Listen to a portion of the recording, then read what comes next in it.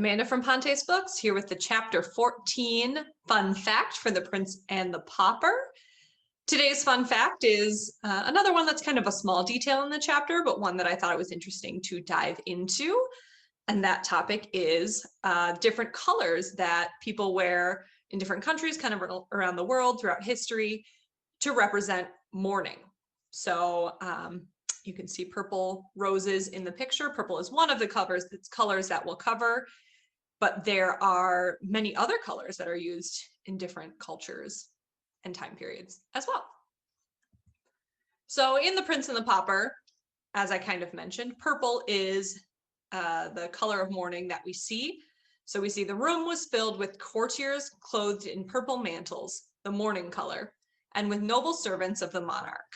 So in this chapter, I think we actually technically see two references to the color purple, one in this part right here, and then one later when we meet our whipping boy. I think it references how the only thing that he's wearing that represents his mourning is a little purple ribbon. I think it's a ribbon, something like that. Just a small little purple accent in his outfit. So I wanted to look into kind of a more modern day. This is a little current eventy too, I guess you could call it. Fun fact, current event. Just some different places that also have purple as their color for mourning after someone has passed away. So in Guatemala, men and boys wear purple on Good Friday. So there was a kind of procession that was mentioned in the article that I was reading to represent Good Friday in the Catholic faith. And the men and boys, as a part of that, were wearing purple for mourning.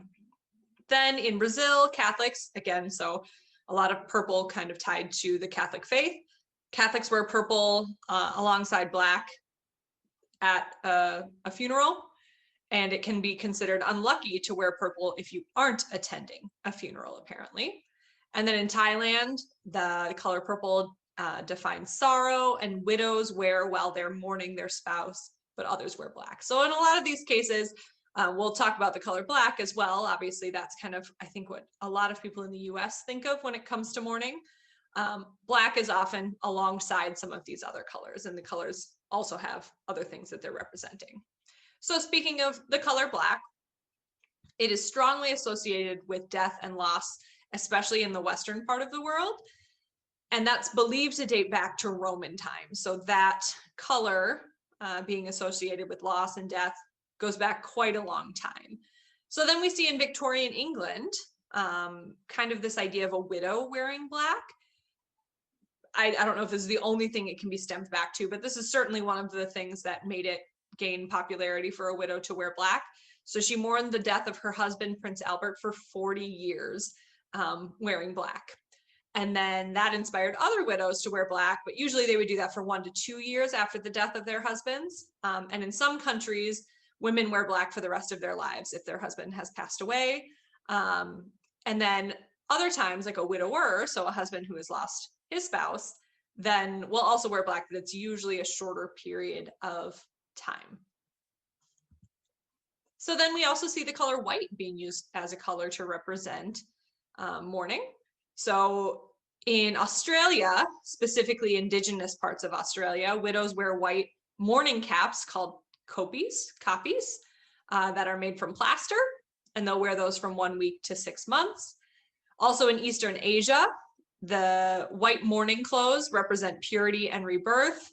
We see another example in Cambodia, where the family of someone who dies wears white in mourning, and specifically in the Buddhist faith, or in Buddhism.